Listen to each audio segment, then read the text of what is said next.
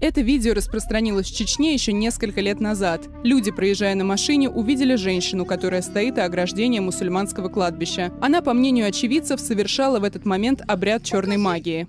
Покажи, что у тебя в карманах. Покажи. Да, иди посмотри. Да. Иди посмотри. Что у тебя там? Иди Что отсюда. у тебя там, я спрашиваю? Дура. Что у тебя там?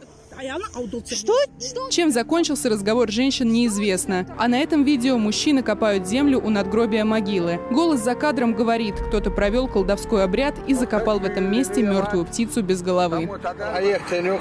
Ее совсем недавно положили в могилу. Она еще даже не разложилась, да и покойника совсем недавно похоронили. Также в Чечне находят закопанные на кладбище тайники с фотографиями разных людей. Помимо так называемых черных магов, в республике свободно работали и целители.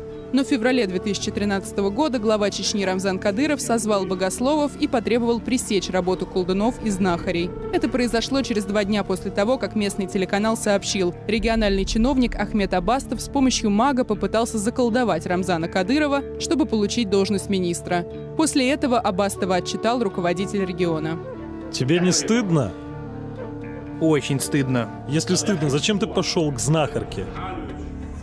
В России деятельность экстрасенсов не запрещена законом. Их могут лишить сертификата, если будет доказано, что знахарь занимается обычным мошенничеством. Но в Чечне, по данным Кавказского узла, в 2013 году развернулась кампания по преследованию знахарей и экстрасенсов. Издание пишет, что несколько человек были убиты, а остальные или покинули республику, или прекратили заниматься колдовством. А вот что в интервью журналу Esquire анонимно рассказал бежавший из Чечни знахарь.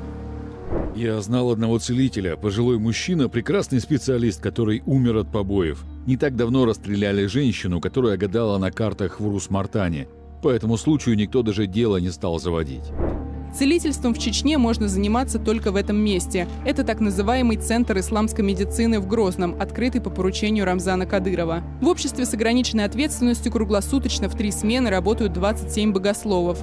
По данным сотрудников центра, они с помощью Корана лечат душевные недуги, избавляя людей от колдовства и бесов, которые, по их мнению, вселяются в людей. Вот как выглядит сеанс по изгнанию беса.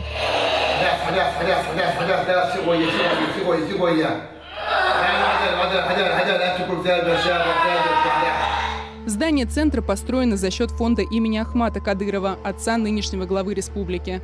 За 10 лет работы так называемый Центр исламской медицины принял около 1,5 миллиона пациентов из различных регионов России, так утверждают в центре. По словам главы Чечни Рамзана Кадырова, востребованность центра говорит о том, что его открытие было правильным решением.